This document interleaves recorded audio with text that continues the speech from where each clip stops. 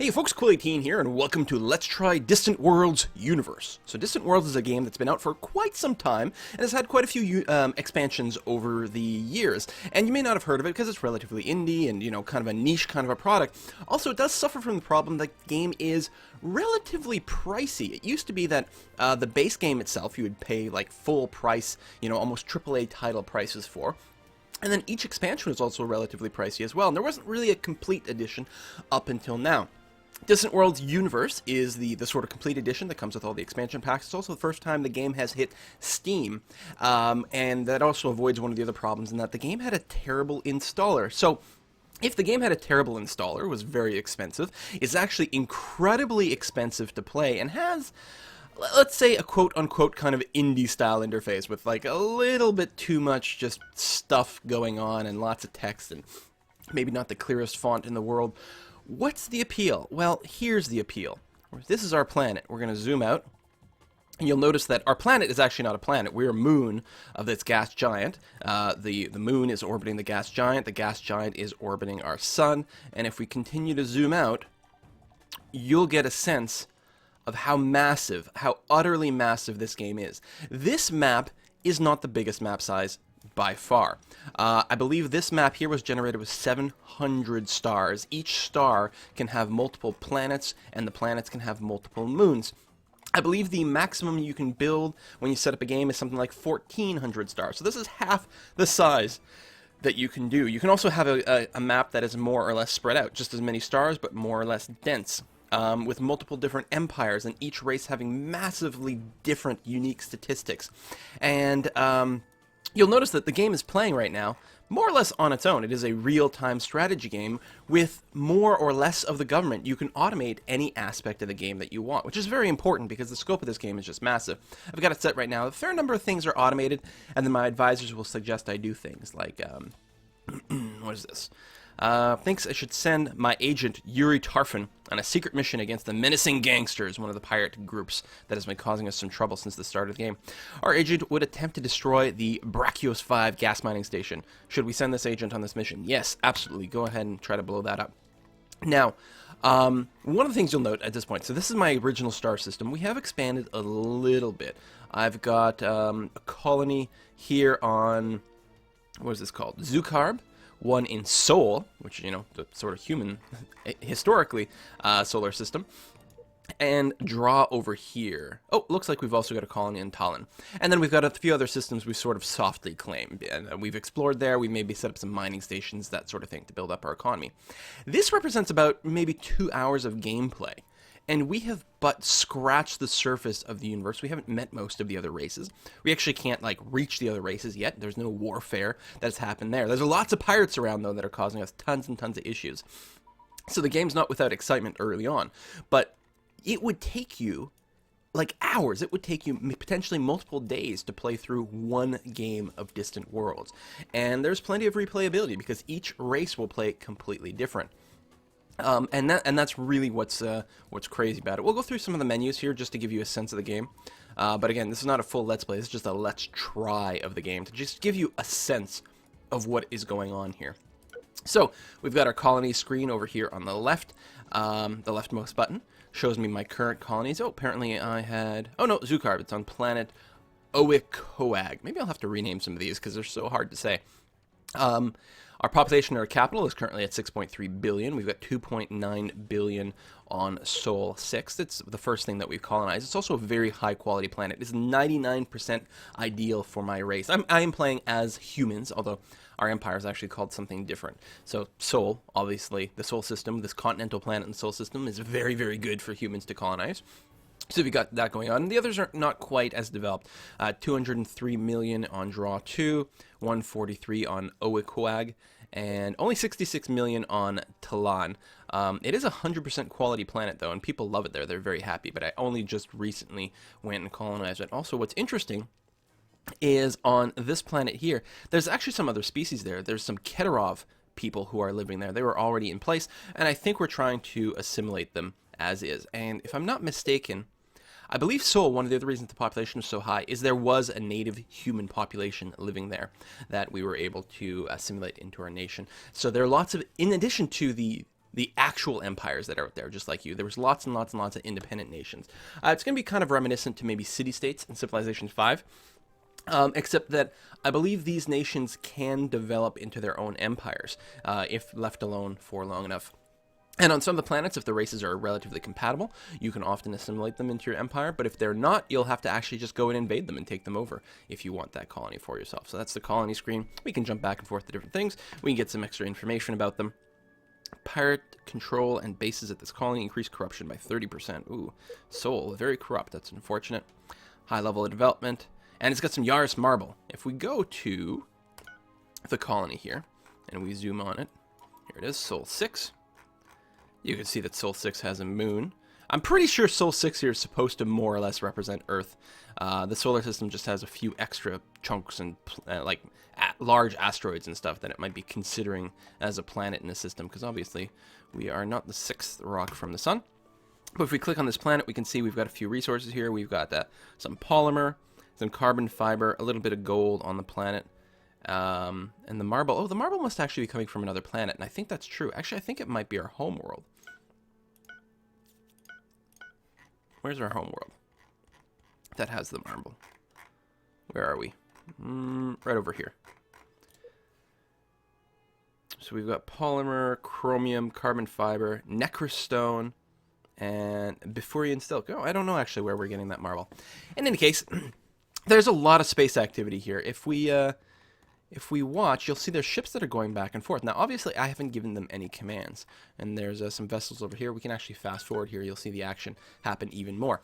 Now, some of these ships are military ships owned by the state. But one of the big draws of the game is that there's a lot of civilian economy, too. Everything here with the dashed circle around it, this is a transport ship. It's currently transporting some polymer back and forth. And what about this one? This one's carrying some gold from one planet to another. And these are all part of the private economy. They're not something that I have built or controlled. We have some shipyards. We will build space stations and shipyards that have the ability to produce ships. And I can queue up military ships there. There's a kind of a handy tool right here where I can do bulk orders of ships of different classes. And that will queue up in my production queue. And then they will get built. But when the production queue is idle, the civilian economy, corporations will use those shipyards to build civilian ships, mining ships, transport ships, even passenger cruise ships later on for tourism purposes. And it's very important to let that develop, because that's how you make a lot of your tax money. And you want to protect these ships. These transports here will routinely get attacked by pirates. So we want a fleet that can protect our civilian economy. Very, very important. So there's always lots of action, excuse me, going on screen that you can watch, not only with your ships. If I take this the ship here, this is technically an exploration ship. I can right-click anywhere and order the ship to move there, and it will go ahead and do that. I can also control right-click to get a pop-up menu with even more options. You can tell it to refuel at the nearest refueling point, to retrofit itself to the latest version, to retire, to go back to being automated, and so on and so forth. I'll go ahead and just tell it to be automated at this point. And they usually do pretty good. These exploration ships will often go and they'll jump to different star system and start scanning planets, and will find potentially good spots for you to colonize.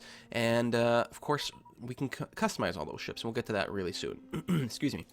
Let's go to the expansion planner screen. This is very handy. This will give you a list of, well, first of all, it lists every resource in the game. Right over here, based on, say, price or how many sources we have access to, or at least potentially know about. Number of sources in your empire. There we go. So I've got 7 sources of steel. Some of these are on my colonies. I'm terribly sorry, but some of these are just some of my mining bases that I have set up. And those mining bases get set up by construction ships that are owned by the state, but again, I usually leave them automated, so they will kind of go and find places that are good places to set up mining bases and go and do that. And then we can find out how much we need. So this is our available supply, in transit currently, and unfulfilled, well, I'm not sure, I guess unfulfilled, but it says outstanding requests in your empire. So if I sort by this, oh, it looks like we actually have everything we need. Sometimes there might be some material that we're missing, in which case we're going to want to prioritize either colonizing or building mining stations, or just getting some smugglers to bring you in certain goods.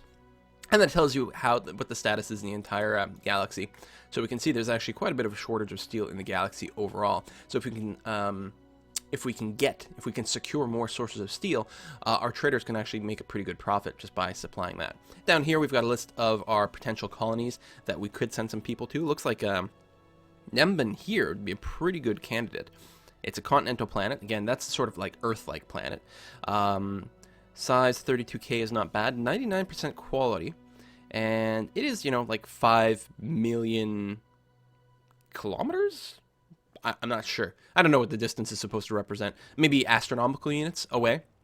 And there's no one living there right now. Now, we haven't discovered any resources on the planet yet. It's unknown. It hasn't been fully scouted. But it might still be a good place to send a colony ship just because the population base is pretty decent. So I will go ahead and click this button. Very convenient. Build and send colony ship. It'll just queue everything up the way that you want. You could do all this stuff manually. You could manually build a colony ship. You could manually fly it out to the planet and then, right-click and choose colonize this. But the whole thing with this game is you're really playing... You're an emperor. You're a leader. You are not generally getting down in the nitty-gritty, although you can, and we're going to explore a few different ways that can happen in, 2 more screens. So it's got a little icon there to show us that we are currently sending a ship, the Prize of Endenor, which I believe Endenor is actually what our empire is called. So that ship has been queued up, is being built, will take a few months to be assembled, and then we'll ship out over here and colonize the planet. Next screen, our empire comparison. So these are all the empires that we know about. And this screen here is actually our progress towards the victory condition. This victory condition can go all the way to 100%, but to actually win the game, you get to this 80% threshold, and then you win. Now, what's interesting is that there's actually a combination of 4 different victory conditions that get added up to reach your overall victory threshold. And each one of those victory conditions is actually made up of further sort of sub-conditions. So if we look at ourselves, the Endenor Republic over here. So we can look at the 4 categories. The first is economy. And each one of these categories can be worth up to 25% of your total victory condition. So theoretically, if you got to 20% in all 4 of them, that would bring you to 80%, which would be a victory, for example. So the first category is economy. Currently, we're sitting at 3 of 25%. And so the goal to max out our economy score, to get the full 25% from economy, our private economy, so the private economy, all those private ships that are running around, has to generate 33% of the galaxy total. I think in this game here, I've got 12 space empires. So for us to control a third of all trade actually represent quite a bit. We might have to go and conquer other people, or just simply be much more shrewd at developing an economy. So right now we're currently generating 5% of that, which is why we're getting a 3 out of 25 economy score. Next category is population, where we've got a 4 of 25%. Our target is controlling 33% of the galaxy's population. For territory, we're at 6 of 25. We require 33% of all the colonies in the galaxy. And then there's finally your specific racial victory conditions. And every one has something completely different here. Well, or at least partially different. So for humans, it's several different categories that we can work on to contribute to our overall potential 25% racial victory condition. So out of there's some things are weighted differently. So 25% of that possible score comes from controlling 33% of all continental colonies, so all the Earth-like colonies in the galaxy. And right now we control 24% of at least the known ones, presumably, or the actual colonized ones. I'm assuming it's the colonized ones because there's a lot of planets left, and there's no way we actually have colonized 24% of all continental colonies. Just out of all the continental colonies in the game that have currently been colonized, I think we have a quarter of them. So we're getting quite a few points from there. Earn the most trading coming in the galaxy. Destroy more enemy ships and bases than you lose. So right now we're actually 5-5 there, so we're making no progress. So we're going to want to do somewhat better in the future. But we've had some problems with pirates early on. And that's it. So right now, so far, it's all been pirates. It hasn't been other nations.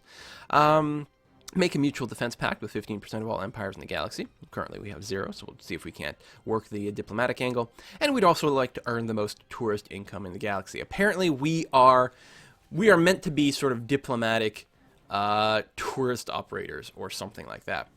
If you compare with the Peric Consortium, currently at the top of the score list, they want to carry out the highest number of successful intelligent missions in the galaxy, and they've currently performed 33 successful missions. They want to intercept the most intelligence missions in the galaxy, earn the highest amount of trade bonuses in the galaxy, and control one location supplying restricted resources, such as Corabian spice, Laura's fruit, or Zentabia fluid. So these guys are really like underhanded bastards, is what they represent. And so everyone's got a little bit of a different flavor depending on exactly how they play. So clearly, I'm going to want to do trade, tourism, mutual defense pacts. I'm going to want to play a political game and try to build up an economy that way if I'm looking for my racial victory conditions. So interesting enough. So the next screen, I think, is one of the most telling screens as to how the game, what the scope of the game can really be. So that's the Empire policy screen. And it's quite long. It's a big list of stuff. And what it deals with, well, here's the thing. If you were to go to each one of these and go to control manually, okay, in every single category, then you would be manually controlling every single aspect of your empire and micromanaging everything. And it's really, I don't think, very practical to do, because the game has just, again, truly epic scope, and it's just not reasonable to do that. So what you want to do is, at the very least, get it to the point where it's suggesting actions for you. And that's what these pop-ups are over here. Well, some of these are incoming diplomatic actions. Actually, right now, that's all these are here. But it's entirely possible for, or some of these pop-ups in the past have been suggestions of things. The AI, the game will tell us, hey, you know, you probably want to do a free trade agreement with these guys here, or so on and so forth. Or maybe even declaring war on people, right? Suggesting war and trade sanctions. And I wouldn't probably want to fully automate these, but you could. You can actually fully automate everything in the game if you want. And then literally, at that point, manually take control of, say, one ship, and all of a sudden, you're Jean-Luc Picard of the Starship Enterprise, and you're just flying around a ship and doing missions that way, and you're not caring about micromanaging the Empire. It's a perfectly legitimate way to play. But I like to play sort of a middle ground where very few things are completely manual. I leave the GIFs on manual. Most of the things are suggestions. I want the AI to let me know when it thinks I should do something, and then I, as the Emperor, can either approve or decline certain actions. But yeah, there's lots of different things. And what's great about it is, even if you did go fully automated, you can tune the behavior. You could fully automate colonization, but decide, you know, what do we want to prioritize? Certainly, because we're humans, we want to prioritize continental planets the most. Very high priority. And then lower other things a little bit more. Now, the volcanic planet priority, we can't even colonize to start off with. So the fact that it's normal doesn't really make a difference here. We're not going to be colonizing a volcanic planet for ages and ages and ages. When establishing new colony, always recruit new troops, instantly build a certain type of base on the planet, so maybe we always want a spaceport around new planets. By default, on the, is it here, the colony recruit, the facility building screen? Somewhere there'll also be a priority for building those like space bases and things like that, and you can set, these thresholds about when to build things depending on population size. Let's see, taxes, research and design, construction of... here we go, spaceports. There we go. I knew I was talking about something sensible. So right now, the game will not suggest building a new spaceport until we've got at least 30 million people on the planet. Because these do cost a little bit of maintenance, and so it's not worth building until you've got a population base that can support enough trade to kind of pay for itself.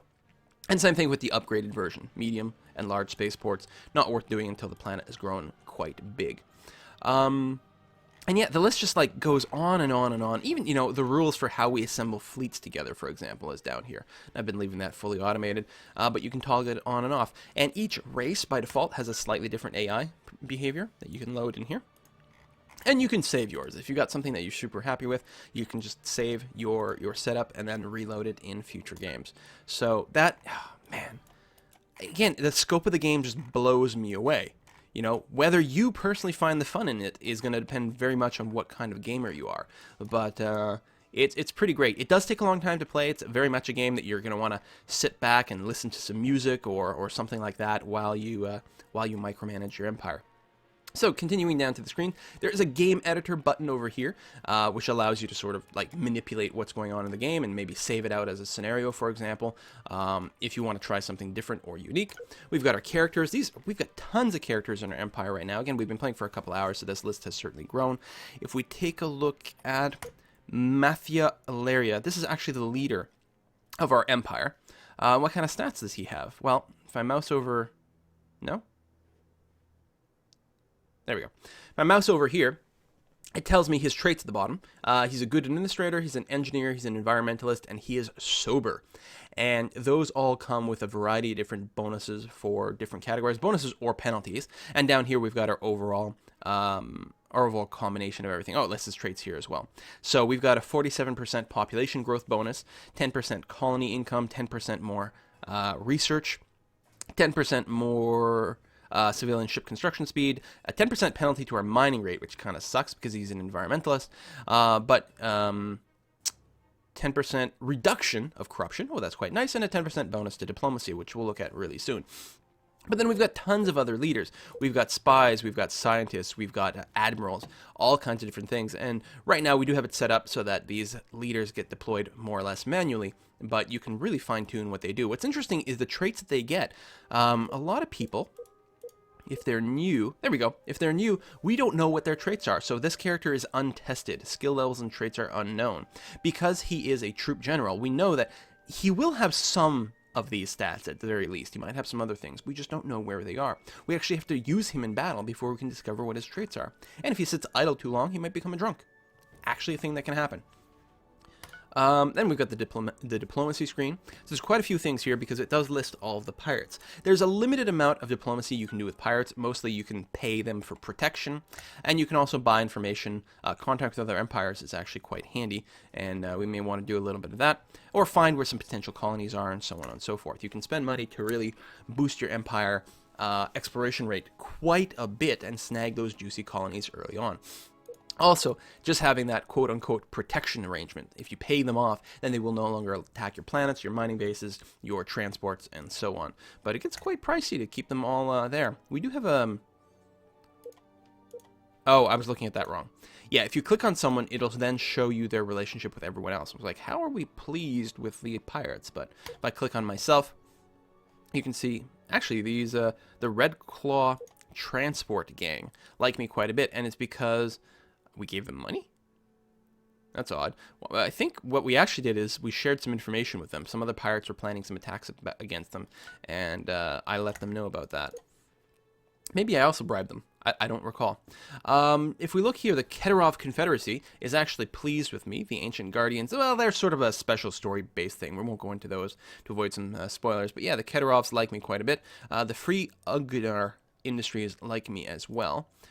We've actually got some trade, I think, going back and forth between us. I think we've got I thought we had a free trade agreement. I might be wrong. So this is their empire, the Free Ugnar Industries, and it does tell me about the dominant race. They're the rodent subclass family. This determines things like when you do find a colony with an independent nation on there, whether they will be friendly to you or not is partially based on your base thing. So we are human in the humanoid family. We've got reptilians. See, these are two races that are reptilian. The Mortallans and the Hakonish. They're both reptilians. So they will naturally maybe tend to like each other a little bit more, although these guys are quite aggressive. Look, in the Ugnars here, they're passive. They're also reckless, but they're relatively passive, friendly, stupid. They are unreliable. But other than that, I think they actually make relatively good trading partners if we can keep them on our sides. So we can change a relationship, we can, propose free trade agreements and different things like that, declare war, and we can send them gifts, send them warnings, swap maps or text, which is kind of like a one-to-one trade. But what we can also do is negotiate a trade proposal, which includes swapping maps. So if I wanted to see their latest galaxy map, and what's handy is it tells me the value of that. This would be valued at about 4,500 credits. And so I could pay them in credits to do that. Say I offer them I don't have enough money in the bank. Never mind. Apparently I can't offer them 5,000 credits to cover that. But maybe I could offer them I don't know, my territory map. I don't want to sell them my galactic map because I've explored quite a bit more than they have. So my map is worth a lot more and would include locations of potential colonies that I want to keep for myself. But I will give them a map on my own territory so they know where I have settled. And then I'll throw in a little bit of money to sweeten the deal, bring it up to 5,600 on my side. So they will probably accept this trade because it's in their favor. And they have done that, so now we've expanded our map a little bit. And as we can see, there's a lot of different technologies. We have a lot of technologies unlocked. If they had more money, then we could sell them a tech. But it looks like, if I click on them here, oh, maybe they don't have any money. Let's check the Keterovs. There we go. How much money do you have? So they have just over 50,000 credits available. So what I could do is sell them something like maybe long-range sensors. Again, I would be taking a loss here, but A, I want more money that it can spend to build more colony ships and expand out faster, which seems like a pretty good idea. Also, it will make them like us more if we trade them something at a loss. Sometimes you might just want to gift them something, actually, just to see, oh, let's see if we can pick up their their galaxy map at the same time. That might be a little bit more equitable. It's a deal. There we go, so we should have even more knowledge of the galaxy. It might not be stuff we can reach. I don't know if this is exposed to any more colonies. We have discovered a few right now, but it's not one that would help us. Oh, this one's too far from us. Yeah, too far from existing colonies. The yellow one's colonization is unlikely due to hostile population. So these two here, we'd probably just want to invade rather than colonize. Again, those are independent people. They're not part of an empire. So that's a diplomatic or diplomacy screen. We've got the Empire summary screen, which gives us a breakdown of how much money we're making. And what's great is there are a lot of these sort of hyperlinks to the help manual here all the time to pull in some extra information. And there is a pretty detailed help manual with a lot of different stuff. Game concepts over here, finding your way around, components of the game, and so on and so forth. I believe with Distant Worlds Universe, they actually included like an 88-page manual on modding. And a lot of people mod this game pretty heavily. Everything is controlled by a variety of text files and that sort of thing. I know there's a popular mod kicking around that converts everything to like the Star Trek universe, for example. And that would be pretty fun, playing as the Federation or the Klingons or so on and so forth. We got some bonuses here. We actually get faster research rate because we're human, better spies, and our leader again is giving us, you know, all those different bonuses we looked at before. We get a breakdown of all our military ships, all of our other state ships. So these are still ships and bases that we control. Then all the private stuff. Our private economy has 10 small freighters, 12 medium freighters, 12 large freighters, 7 passenger ships, mining bases, and so on and so forth. And again, I actually really love the private economy aspect of this game. I think it makes a lot of sense and it adds a lot of flavor. Hey, we can rename our empire over here. We're the Quillian Republic. There we are. Oh, and apparently that causes the game to save. Or maybe it just auto-saved.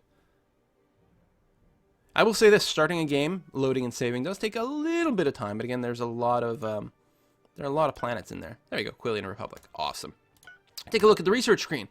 So the research screen actually has 3 different areas of research, and they do research simultaneously. So you're researching weapons and energy and construction and high-tech and industrial, for example, here. And it does have it has a pretty beefy tech tree. It's not super deep this way, but it's incredibly wide. There are a lot of text to research over the course of the game. Some of the techs are unique to races, like this over here. The devastating plasma charge is only available to the Beskara and Shakturi, for example, so we'll never be able to research this ourselves, but there's plenty of other options. Some of them are upgrades, so this unlocks torpedoes, this improves torpedoes even more. But then it also branches off into a couple of different areas of research. Apparently this is actually faster energy propulsion unlocks the velocity shard. So that's not a better torpedo. That's a different type of torpedo, for example. Another good example would be an energy over here. So we get our, we build some nuclear reactors. We improve it more. We can improve it turbo lots, but then we can go into completely different types of engines. So all of these require Caslon as the fuel sources, type of gas. Whereas if we break off over here and we discover fusion reactors, then we can start to burn hydrogen instead. And that's great because there's kind of a limited supply of Caslon in the galaxy, but there's basically an unlimited amount of hydrogen, for example. And here we can get quantum reactors, which also need Caslon. What's the big difference between the two? Needs, so this outputs more energy, has more fuel storage, and is smaller. Although it's slightly less fuel efficient, technically. It only generates... Oh, no, wait, it is. It needs... Sorry, they're both 1,000 energy units. So this needs less fuel for 1,000 energy units, can produce more energy, and can store more. And it's smaller. So this is quite a bit better than even the Fission Mastery one. Plus, it leads to more stuff, so maybe we don't want that. There may be reasons why you'd prefer one over the other. Maybe there's some Empire traits or something else that I'm missing. I'm not sure. What is interesting, you'll see it says I can click to initiate a crash program on this as well. And what that is, it's, well, if I click, it'll say, well, I don't have enough money. If I did have 55,000 credits, I could start a crash program on here, which I think would double the research speed. So you can spend money to finish your research. And it does lead to kind of an interesting economy where you can spend money to rush a tech, then turn around and sell that tech to a bunch of different nations and earn... I mean, I sold that one tech for only 50,000 bucks because that's all they had.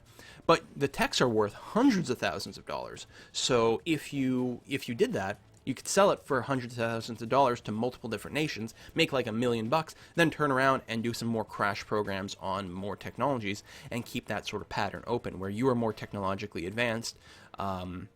Generally speaking, yeah, you are selling the techs, but not every tech to everyone. So yeah, lots of different things in the tree, and lots of things that affect ship construction that we will see in a little bit. There's different modules. These give you energy collectors, so yeah, you can collect energy out there, like solar panels, for example, as opposed to just burning fuel. Better shields over here. Lots of different weapon types, right? We've got blasters, ion weapons, gravitic weapons, area weapons, which probably are quite good against little fighter ships. The torpedoes, starfighters. So these are fighters that operate in fighter bays that you can install on your star bases or on larger ships. So they can, release TIE fighters, for example, and there's a lot of different versions of them. Torpedo bombers, interceptors, missile bombers, advanced missile bombers, and so on and so forth. Ship boarding technology, so we can take over other ships. We can invade them with assault pods. We got missiles. We got armor plating. We got ground combat improvements. And logistics. Oh, sexy, sexy logistics. We got shields, better engines. So what's interesting about the engines is that they do need more energy, right? So the enhanced engines have 20% more thrust than just the regular proton thrusters. But they also require 20% more energy, actually.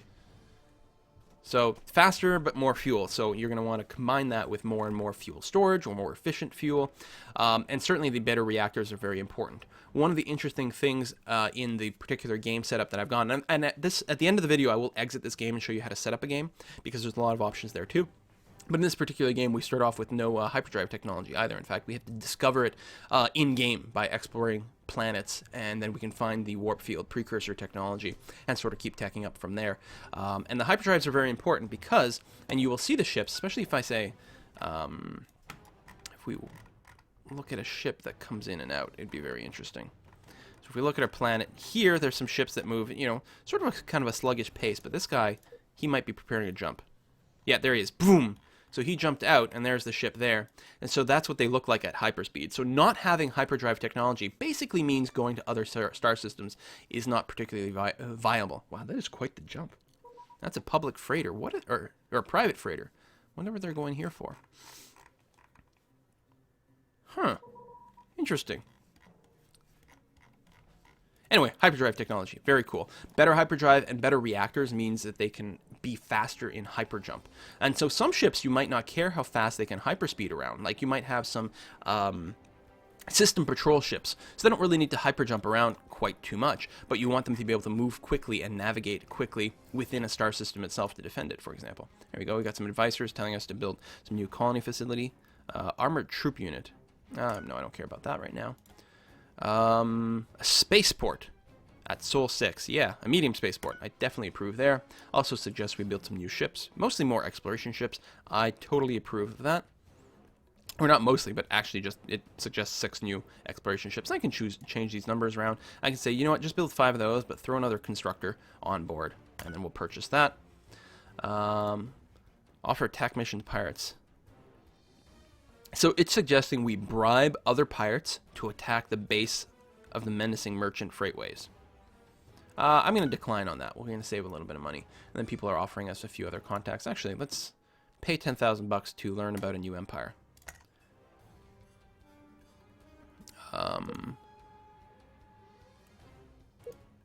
I don't know who it was, actually. I probably just missed something. No worries. Anyway, looking through here, so that was the tech screen. Then we've got the design screen. So, these are all the ships that are currently buildable in-game. Now, some of these are military ships and some are not. If we look at the ones that are gray here, well, that's for retrofit. These are all civilian ships. These are my civilian, the private freighters, for example, the private passenger ship, and some mining ships. These I don't build or control myself, but I can still design them if I wanted to. For example, I could decide that, you know what, all passenger ships, I'll talk about that in a second, all passenger ships should have guns, because right now they don't. Maybe we want that. But, you know, probably doesn't actually make sense. Instead, we'll just build lots of escort ships to protect our civilian economy. So we've got a bunch of different filters. We can sort it to just state ships. These are the ones that I can actually build as opposed to, well, that's state ships, then there's state bases, and you can tune all your bases, what they have. Again, especially for something like our mining colonies. Is that private? Yeah, so the mining stations here, we may want to force these to have weapons so that they can protect themselves, especially if they're in deep space.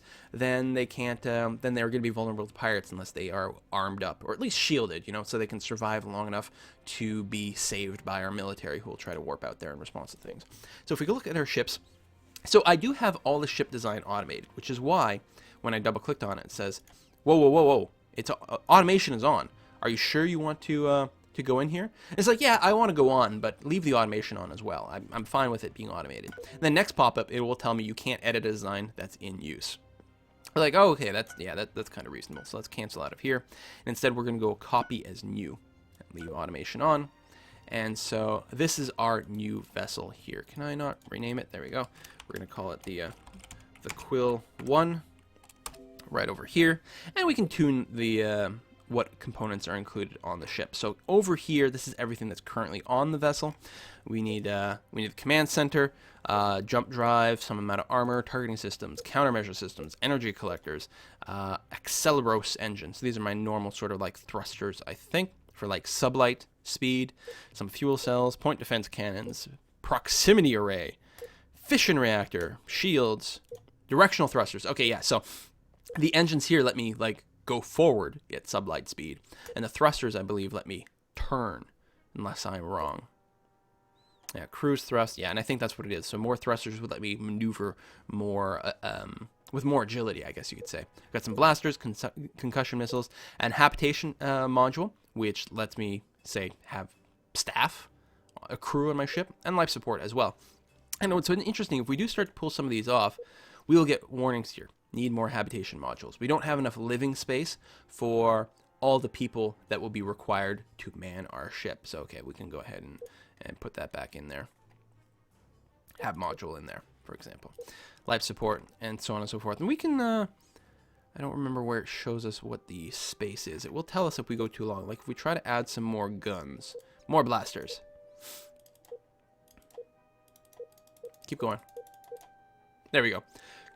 Cannot currently build a design of this size, 309. So right now, our destroyer size, actually it doesn't actually matter. This is just the roll. We can make the ships any size we want despite the roll. The roll sort of defines how they're going to act, generally speaking. But literally, we cannot build a ship any bigger than 300 right now. We got to research more tech to be able to do that. So that's okay. We'll pull back on that. There we go. So we have upgraded our ship to have quite a few more blasters than the baseline module that the game had designed for us. But what's the downside? Well, the maximum energy used per weapon has gone up, or per second has gone up a lot. If we like bring this down, you can see, yeah, there's a lot of energy used there. So we can technically support up to 12 blasters with the amount of space we have, but we're going to be burning through our energy incredibly quickly. So right now, our reactor power output is 144. It's got an excess energy output of 129, but that gets fed into working the engines, the hyperdrive, and the weapons. Right now, we actually would be using more energy per second firing our weapons than we produce, in total, let alone have as an excess. So what I'd actually have to do is potentially pull back on the blasters and add some more reactors, the fission reactors. Can I fit a... can I sort by name? Yeah, thank you. Can I fit another fission reactor? It's big, but it does increase our space a lot. So, okay, we can do that and then maybe pull back on the blasters a little bit more. Well, we're only packing one blaster more than we used to. And certainly our ship has gotten more expensive. But there might be different things we can do. We could, I don't know. We might not need as much energy if we just put in... Let's remove that fission reactor. And instead of going crazy with the blasters, let's add missiles. Oops, I'm taking them away. That's not what I wanted. Concussion missiles, and then over here, concussion missiles. There we go. They still use energy, but maybe not quite as much.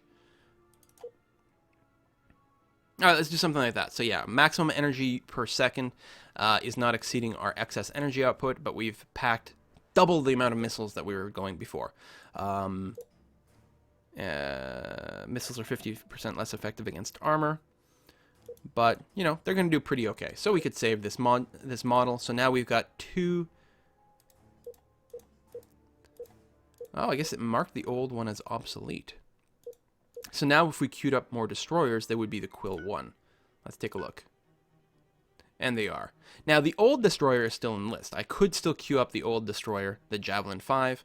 But yeah, we're going to want to queue up a Quill 1 missile boat. Except we don't have any money, so we'll have to wait for that. The next screen over here is the... No, that's the build order screen. Sorry, yeah, construction yard screen over here. This is everywhere in your empire where stuff can get built by something. This includes planets, spaceports, and also your construction ships, which can build some things. If we take a look at our spaceport now, we can see this is from the last time we got that pop-up and we queued up a bunch of exploration ships. So these are all the different... the one construction yard has multiple, I don't know, docks? Slips? Yeah. Anyway, where ships can be built. It can build many ships simultaneously. So it's currently building all of those scout ships. Plus, I think I'd queued up like one destroyer at the same time. Oh no, a construction ship, the Curious Pearl over here. So they're all being built simultaneously. They need a certain amount of components. You need to make sure that your empire is getting the right amount of polymers and steel and so on and so forth to be able to build all the ships, otherwise it'll stall out. And we've got that, and yeah, nothing else being built. Sometimes there'll be more things being queued up. Looks like the civilian economy is relatively happy with where it is, because otherwise you would see it in there. And yeah, some things can be built on the planets as well. Oh, actually, apparently, I was wrong. This is the construction ship, which is going to be built at Cerdun. So this is one of my planets. The planet is building a colony ship, and it has the construction ship queued up as well. Military ships get built at the spaceports. So I guess that's all that's going on there. This Curious Pearl might actually be... I don't know if there's any way for me to find out what it is. This might actually be a civilian transport that's in the queue.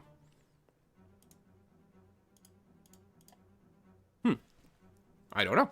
What else we got? Open the ships and bases screen. This is every single ship in our empire. Right now it's show all. We can also filter it by, you know, just show me all our colony ships. And this is, again, the prize at Ednor. Now it's being built. It's not done yet, but it's still in the list. Is there a way here? If I click on the ship, if I go to ship, no, it didn't actually select it. Let's try that again. Select ship. There we go. If I go here and we look down here, it is clearly being built because right now it's still missing 38 components. So it's still under construction. If we let time go by, these components will get built one at a time, assuming that we have all the resources that are necessary to pull that off. So this ship screen, I don't really tend to go into quite that often. What is much more handy often is the fleet screen. Right now we only have one fleet. It's got 6 ships in it. It's got an effective firepower rating of 216. Now these things don't actually, you know, they don't become like one dot on the map. Where's my fleet? If I go here, oops, the fleet's actually, it's going to the star Andu. You can see, like, these are all ships that are in the fleet. They move together, but they're still individual ships technically. We'll see what happens when they warp in here. There might be some pirates about. A lot of times the fleets are responding to someone getting attacked. Oh, we found some Yaris marble on Sol. Excellent. But then by the time they arrive, things will sometimes resolve itself. Usually because the ships, my own personal ships, will have jumped away at that point defensively. So they arrive, and it looks like they've probably missed the fun. But that's okay. I mean, they're there to scare away pirates at this point. I can also send them on missions to take over planets. Well, or to attack other ships, and then if I build some troop ships, we can land the troops on the planet and try to take them over that way. Again, there's just way too much to show in the game. You can't add ships to fleet from this screen here. So if I pick a ship, I can... military ships. Like this destroyer here, I can assign it to the 5th Fleet, for example. But because of the automation I have, right now the fleets will assemble themselves and try to beat the appropriate size. As I build more and more ships, more and more things will be added to fleets. And then I can open up the troop screen as well to find all my battalions. Most of them are currently on planets. It looks like they're all currently on planets, but they can also be loaded onto troop transport ships, again, for planetary invasions. And there we have it. I'm going to pop out of the game here and show you the new game setup screen. We're going to exit to the main menu. And there is tutorial system, so if the game's a little bit too hairy for you, you can go ahead and learn it from there. And if we go start new game, so this screen here is actually new as of the Distant Worlds Universe screen, where it's got all these kind of bookmarks in there for a starting point. And what's cool is it's like they got the timeline. Classic Era is what you would have played in the very base game without any expansions, and then the Return of the Shakturi and Legends, those are other 2 expansions, and I think the Age of Shadows is as well. Unless I'm confused, I believe the Ancient Galaxy is a new starting point that was introduced for the Universe expansion. And what's interesting about it is it actually will load a different theme with like different ships and some certain different graphics and races and so on and so forth, where the others are relatively standard. What's interesting about the Age of Shadow here too is it does have a bookmark for playing a pirate faction in the Age of Shadows. The idea is that the Ancient Galaxy was like the height of civilization, and then stuff happened and everything collapsed. And at this point here in the Age of Shadows, all of the civilizations, the major empires, are reset. They just have their one planet, and they don't even have hyperdrive technology. But there are still some independent pirate sort of micronations that have retained hyperdrive technology, or at least have some ships that are still hyperdrive compatible. So the pirates and the smugglers really rule a lot of the galaxy up until the time when the empires kind of kick up properly. But then you can also do a custom game, either as a standard empire or as a pirate. And here you've got a lot of different options for fine-tuning things as well. The shape of the galaxy, here's what I was saying before, the size. So we're playing on standard size with 700 stars. You can go all the way up to 1,400 stars. Doesn't need a pretty beefy computer, and you will be playing this for days and days and days. This even on standard size. Hell, you might want to go small for your first one, because it's still ridiculously huge. Because again, each star can have multiple planets with multiple moons around it. Just ludicrous. And not to mention asteroid belts and different things like that can be mined by mining ships. It's just absolutely ludicrous. And then the overall shape or the size of the map itself, which doesn't affect how many stars are there, but affects sort of travel distance and different things like that. What stage of the game you want to start in. The default here is set to pre-warp, so you have to research the ability to just have warp technology, but you can advance and start the game a little bit later on if you want. Aggression, difficulty. I like the ability for the difficulty to scale as the player nears victory. I think that's quite cool. You can speed up or slow down research depending on what you want the pace of the game to be. If you do make the research cheaper, it will allow you to progress through the game faster, because you'll be able to unlock colonization technologies faster and so on and so forth, and better ways for your colonies to grow faster as well. And so overall, it'll kickstart your economy quite a bit faster. Space creatures, they can be really brutal. If you watched the live stream of me playing this game, we had massive problems with these like giant space lobster things. I don't know. Listen, they're very scary. Pirates, pirate strength, and so on and so forth. You can have pre-made maps that you've saved in other games that you want to play again. You can load an existing map and then still decide to like mix up the resources and different things like that, so you get a more unique experience. Colonization and territory, just some basic colony rules. How often will there be like decent colonies? I think these are like decent colonizable planets. And then how many independent colonies of pre-existing alien life will be there, and whether colonial range is a thing. You can just toggle it off if you want. Again, it will make expansion much easier. And then your race, which you can fine-tune. So we were playing the human race in the last one, and there are a lot of different characteristics about this race. I believe these characteristics here are just for the AI behavior. I don't think they really affect you as a player. But everything else, the reproduction rate, the various bonuses, what resources are good for you, and so on and so forth, have a major impact on how you play the game, especially the victory conditions, for example. And there are a lot of races out of the box that you can play as, and they have pretty unique playstyles, both because of the unique victory conditions and also their built-in bonuses. So the Boscara here want to destroy ships, exterminate or enslave the most people in the galaxy, control the most homeworlds, destroy the most enemy troops. They are super mega aggro bug people, for example. Now you'll notice there's no ability here to customize your race in this game, and I think part of the reason is just because of how many different traits there are. However, you can tune these if you're willing to delve into the text files and effectively sort of kind of mod your game, but you can create more races or you can tune your races there just by tweaking the text files, but there's no built-in editor for that. And then finally, your empire. Now, what's interesting is you'll notice we can change our own tech level and size, our own starting point here, which can be different from the size tech level that the galaxy has. So we can set the entire galaxy to be sort of pre-warp, but we could start off slightly ahead, for example. Just to give ourselves a little bit of boost to lower the difficulty settings, or maybe you're trying to roleplay something slightly different. In fact, classically, the game had a lot of different starting points where, like one of the maps had a giant, well-developed empire in the center of the galaxy and a bunch of small, young empires along the rim. And you could choose to play as the big empire in the center or as one of the little guys along the rim, and get a very different gameplay experience. It's not sort of the balanced start where everyone starts on even footing and are racing for dominance. Instead, you're trying to just say survive when there's this big beast next to you, and you're having to play politics there. Can you turn things around where you absorb some of the other minor nations and fight back against the big tyrannical empire in the center? Kind of an interesting way to go, and this can be simulated entirely through these settings. And then afterwards, you can save it, and that's why there was that sort of load map thing on the earlier screen. So we can do this for ourselves. We can change our government type. Hive mind, sure, makes sense. And name our empire if we want. The Quillbugs, like that. Flag shape, colors, which affects how you look on the map. There we'll go with something horribly, horribly ugly. Where in the galaxy we start?